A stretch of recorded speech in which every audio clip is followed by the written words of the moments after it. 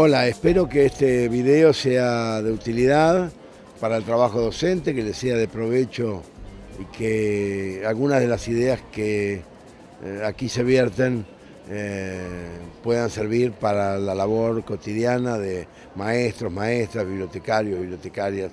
Ojalá que sí. Leer y dar de leer, tendiendo puentes para descubrir y afianzar futuros lectores. El oficio de la lectura es un oficio muy sutil, porque es íntimo y es silencioso, es casi secreto, y por todo eso yo diría que es difícilmente teorizable.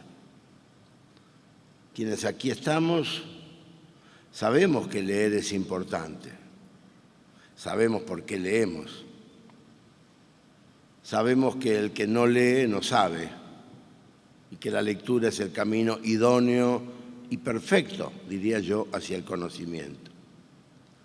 Sabemos que enseñar a leer no es solo una cuestión de instrucción escolar básica, sino que es algo mucho más complejo y vital para el desarrollo de los pueblos. Y sabemos también que una nación que no lee es una nación condenada a la ignorancia y a la paulatina e inexorable pérdida de su propia lengua. Y por todo eso sabemos que leer es la mejor opción para resistir a los cambios embrutecedores que nos impone hoy la cultura de masas. Me parece que podemos acordar en más o en menos en todos estos postulados anteriores. Podemos responder algunas preguntas vinculadas con esta problemática que trasciende lo educacional y lo político y que hace a la cultura y a la estética del mundo y llega incluso a lo filosófico. Sin embargo, no podemos identificar y establecer con exactitud los mecanismos y reglas universales del placer peculiar que a cada uno y cada una de nosotros nos produce la lectura. Estamos impedidos de esa generalización. Y enhorabuena. Y es que son infinitos los casos por la sencilla razón de que la lectura, siendo una práctica necesaria, fundamental para toda sociedad, nunca deja de ser una práctica personal e íntima. Por un lado, su incidencia social es enorme, es definitoria, casi diría absoluta. Por el otro, es una decisión secreta, casi siempre inconsciente, que corresponde al fuero interno más profundo de cada persona. Y he ahí, me parece, una de las grandes dificultades para teorizar la lectura. Por eso en este punto no puedo sino mencionar el papel fundamental que jugó la lectura en mi vida, porque cada lector no puede dejar de ser autorreferencial. Yo puedo hablar muy brevemente del rol específico que jugó mi biblioteca en mi formación. Mi biblioteca, la biblioteca que había en mi casa. Porque yo soy escritor y alguna gente me leen, y aquí ustedes me invitan y se interesan por las ideas que puedo exponer, y a mí todo eso me honra y lo agradezco, porque todo se debe al hecho simple y maravilloso de que había en mi casa de infancia una biblioteca. Y las mujeres de esa casa eran lectoras contumaces y supieron inducirme a cruzar el puente que iba de mis juegos de niño a los libros que allí había. El nuestro era un hogar humilde, pero los puentes, se sabe, están para ser cruzados. Mi papá había terminado apenas el 3er grado de primaria, mi mamá era maestra. En esa casa que alquilaban, mi mamá y mi única hermana, 12 años mayor, leían todo el tiempo. Y cada 2 por 3 me decían, a ver, vení, escuchá esto. Y me leían en voz alta los cuentos de Constancio Sevigil primero, después las aventuras de Naricita, Emilia y otros personajes de Monteiro Lobato, el gran autor brasileño de la primera mitad del siglo XX, hoy clásico indiscutible de la literatura para niños del hermano país. Y más adelante me leyeron Los viajes de Julio Verne, Las aventuras de Emilio Salgari, El Moby Dick de Herman Melville. Todos esos libros y autores eran como de la familia en realidad. Y la lectura en voz alta era el puente que nos permitía encontrarnos. Ellas estaban de un lado y me llamaban, y yo, para cruzar, ponía la oreja, que era como poner el cuerpo, poner mi curiosidad jalado por sus voces encantadas. Cruzar ese puente era lo más sencillo y agradable que había en el mundo. Después me pasé 40 años escuchando cómo mis colegas de diferentes culturas e idiomas y en los países más variados, al hablar de su trabajo creativo, evocaban y evocan similares puentes y hablan de cómo cada quien cruzó los que le tendieron sus familiares, sus maestros, sus amigos. Puentes que los y las llevaron primero al disfrute, luego el apasionamiento y a escribir después. Y lo mismo nos pasa a todos y todas cuando leemos a nuestros clásicos. Entramos a Borges, a Cortázar, Neruda, Rosario Castellanos, Paz, Silvina Ocampo, y nos detenemos en sus evocaciones de libros. Nos fascinan sus amistades secretas con autores que fueron determinantes para ellos y nos deleitamos con las raras parábolas que supuestamente los llevaron a escribir. Es decir, nos fascina conocer los puentes que ellos mismos cruzaron, porque fueron puentes ejemplares y siempre convocan a nuestra autorreferencialidad. Estoy tratando de decir que intelectualmente somos el producto de la heterodoxia de nuestras lecturas y de la acumulación de ideas y experiencias que nos otorgan los años de trajinar bibliotecas, de ser nosotros mismos constructores de sentido, especie de arcángeles de papel, ahora tecnológicos, pero siempre capaces de narrar el antecedente, brindar la explicación, ofrecer la perspectiva del razonamiento o el estímulo creador.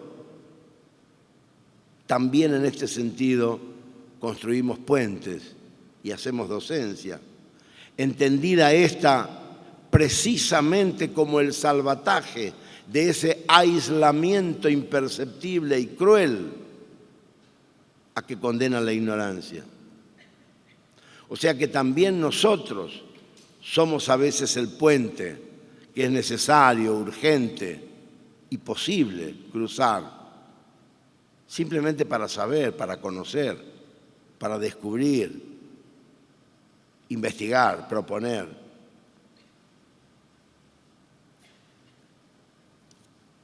No soy la clase de escritor que teoriza la literatura desde las clasificaciones ni el estilo académicos. Tengo para mí que pertenezco más bien a la especie de los bibliófilos libres, los lectores empedernidos, los cruzadores de puentes. Yo adoro los puentes, me fascina más Venecia que Bogotá. Prefiero París o Budapest antes que Denver. Y me hubiese encantado conocer Tenochtitlán. Igualmente prefiero Brujas o New Orleans a Madrid o Roma. Y desde luego adoro la región donde vivo, tan fluvial, tan húmeda, tan trópico y verde, y puentes por doquier para cruzar. Elegí la docencia como profesión de vida y eso no ha sido para mí otra cosa que un largo viaje interminable tendiendo puentes entre lo que veía y narraba, entre lo que vivía y compartía, entre lo que hallaba, comprendía y soñaba para después sublimar. Cuando escribía estas ideas, pensaba si toda la literatura y la creación no era una manera de ser un ingeniero que construye un puente. Y pensaba que eso es en esencia lo que hace el poeta, lo que divaga el narrador, lo que razona el investigador o el cientista. De los puentes de lectura que tendieron mi madre y mi hermana, heredé esta convicción libresca, heterodoxa pero inclaudicable, que estimula sobre todo la libertad y la curiosidad. Con ellas aprendí que la literatura es la vida por escrito, pero sobre todo es la versión infinita e irrepetible de lo que la humanidad lleva escrito y nosotros llamamos literatura universal. Y esto me parece clave porque ahí radica la importancia fundamental de las primeras lecturas, las que nos formaron, las que hoy proponemos como formativas para cada nueva generación que pasa por nuestras manos, nuestras aulas, nuestros talleres, nuestras bibliotecas. Cada una de las lecturas que vamos a compartir como un pan nutricio, cada texto que vamos a recomendar, cada preceptiva lectora que establecemos, individual o grupal, es un lazo, es un puente para sacar de la oscuridad a quien está del otro lado, es decir, aislado, es decir, en la isla. Y siempre, siempre hay alguien del otro lado. Y esa certeza es la que da sentido al trabajo de los docentes, los bibliotecarios, los mediadores de lectura. El concepto dar de leer entendido no como un acto de beneficencia, sino como creación de un vínculo real y sostenido durante años con personas que tienen derechos culturales, pero no tenían acceso a la cultura. Yo creo que esto que estoy diciendo ahora es una variación alrededor de la recuperación puntual de la vieja idea de que el lector se hace. Yo sé que es una verdad de perogrullo porque también se hace el ingeniero, el poeta, el médico, el escultor. Se apuesta al paso del tiempo y se lo sostiene con una necesaria e insustituible pedagogía.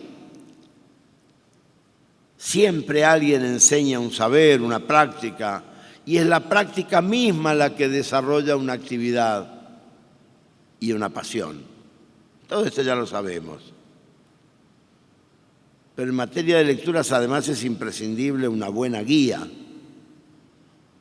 porque, y esto compensa la reflexión anterior, no es leyendo cualquier cosa como se fabrica un lector.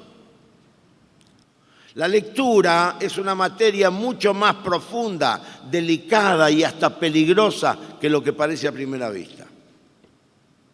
Las malas lecturas, los textos nocivos, que son aquellos que neutralizan sentimientos y pensamiento, pueden producir lectores, pero no producen buenas personas. Ojo con esto. Y eso porque la lectura es puente, sin dudas, pero no todos los puentes del mundo conducen a la felicidad, la verdad ni la razón. Porque la lectura como puente también nos impone trabajar para empezar a pensar por nosotros mismos y no por lo que nos dicen ni la academia, ni los medios, ni siquiera las experiencias ajenas. La lectura puente es el camino que cubre el déficit afectivo-cultural en aquellos hogares en los que los adultos que trabajan no disponen de tiempo para narrar historias a sus hijos, para incorporar al imaginario infantil determinadas sensaciones y parámetros estético-literarios, ontológicos, afectivos, para preservar la costumbre de leer en voz alta a los niños como una de las formas de comunicación históricamente más relevantes para la conformación de la identidad de una comunidad. Pero sobre todo lectura puente para asumir nuestras responsabilidades cívicas con madurez, lo cual, una vez más, significa que el problema de la lectura no es un problema de los niños. Si los adultos en sus casas no leen, si no leen los maestros, si no leen los bibliotecarios, ni los obreros, ni los funcionarios, es absurdo esperar que los chicos sean espontáneamente lectores. Por eso creo necesario inculcar en nuestras sociedades esa idea de que la educación y la lectura son derechos, y derechos que todo Estado debe garantizar a sus ciudadanos. La lectura como derecho no es algo que los educadores, padres, bibliotecarios pueden resolver de modo individual ni aún colectivo. Y por resolver entiendo no solo una provisión de lectura que llegue a toda la sociedad, sino también una docencia formadora para que lleguemos un día a ser una nación de lectores.